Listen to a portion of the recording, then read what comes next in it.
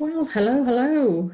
Hi, teachers. I'm Ruchi Sengar, and I'm back again with the series of the tutorial, creating MCQs. And we are looking at CBSE English classes 9 to 12, right? This is part 3 of the Do's and Don'ts series. And we finished with part 1, which was the introduction, part 2, which had a fair number of tips for creating MCQs, and this is a part 3. So let's get right into it. So the first do here in part 3 is make the options nearly equal in length. All right. This is basically a do, because when the options are created disproportionately, one of them is long, the other three are short, the children have a tendency to go for the one that's the odd one out. And that is really not fair. So therefore, we need to try and keep the options nearly equal in length, right? Okay, so let's have a look at an example here. Class 10. What does the letter in the chapter, A Letter to God, signify? What does the letter in the chapter, A Letter to God, signify? So mode of complaint for Lencho's grievances, faith in God, charity, a selfish act for personal advantage. Okay, don't worry about the answer. This is not just about the answer. This is about the creation aspect. So please learn as we move along, right? Now look at the length. A and D are nearly equal in length. B and C are nearly equal in length. In fact, C is just one word, if you may, right? So if we clean up this act and we make it a little more, let's say, tuned into what the do is, I guess it would probably be, what does the letter in the chapter signify? Okay, mode of complaint, faith in God, act of charity, a selfish act. I think when you clean this up, this is what it becomes. So they are nearly equal in length. Let's have a look at another tip here. It says a don't. So it says don't repeat same initial words or phrases. Let me just shift this for you. Yeah, don't repeat same initial words or phrases in each option. So the stem is there, and when you have the options, the idea is not to repeat the same initial words and phrases in the option. Let me show it to you via an example. So you have class 10. Lencho stepped out in the rain because because. What's the need? So how do we clean this up? We include this extra repeated words in the stem itself, okay? These initial words or phrases that are being repeated, we include them in the stem itself. Look at this.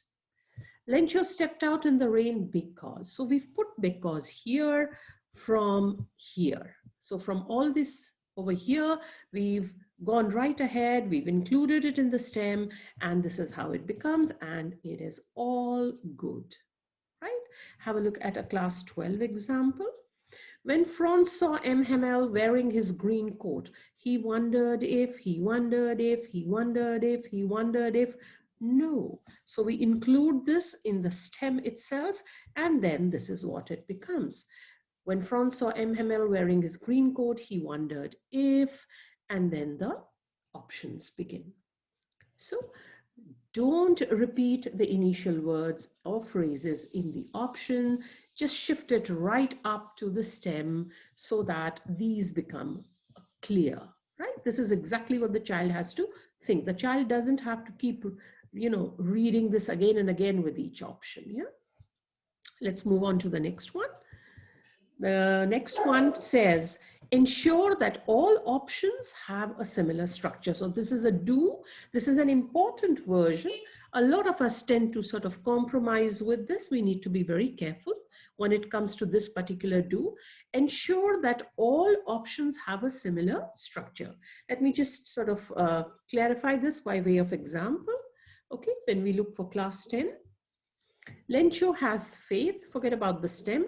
Lencho has faith, reassuring his family. It was about writing to God. Not to have faith was not Lencho's trait. Look at the variation. This begins with Lencho has. This begins with an ing. It was about writing, this begins differently. Not to have faith, this begins differently. So there is no similarity in structure when it comes to the options, right? How can we make this better? Have a look at this. Having faith in God, reassuring his family, dropping a letter to God, blaming the post office. So all INGs. So you're beginning with all INGs, right? So there is a similarity in structure. Let me show you another version. Lencho has faith in God. Lencho. So the stem could probably be which of the following statements is true or are true. So Lencho has faith in God. Lencho reassures his family. Lencho drops a letter to God. Lencho blames the post office employees, right? So has, reassures, drops, blames. Just look at the tense, look at the structure. It all begins with Lencho and we move on in the same tense, right? So that has similar structure. This is bizarre. Okay, this is all over the place. So we need to make it very tight and we need to ensure that they have similar structures, right? So this was a do. Let's go on to the next one. We've just finished with this. Let's go on for class 12. The reason the villagers gathered in the classroom was to show respect, surprising for, not a new, all about thanking, all different. There is no similarity in the structure.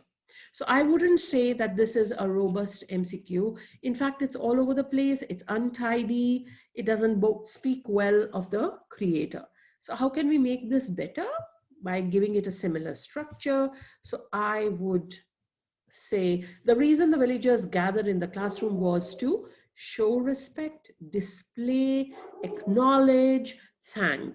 So you see what we've done here? So instead of putting it like this, we've put it like this, right? So we need to remember that the options that we create in our MCQs, they need to have a similar structure, right? So this was another do. So I guess for us in part 3, that is enough to chew on. I'll be back with part 4. Till then, let's recapitulate what we did in part 3. These were like important tips for you. So therefore, make the options nearly equal in length. That's something we need to remember. Ensure that all options have a similar structure. I showed you some examples from class 10. I showed you some in class 12. We need to be very, very careful about this. And please remember that don't repeat the same initial words or phrases in each option. What do? We take them and we push them right up to the stem itself. All right, that makes it very neat and tight. So don't remember to go back to your notebook and create samples, keeping this in mind. It might be a good exercise if you look at some random MCQs and see if they come up to the level of the do's and don'ts that you've learned from here, right?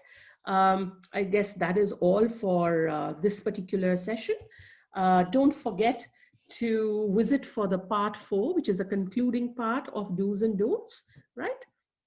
Of creating MCQs.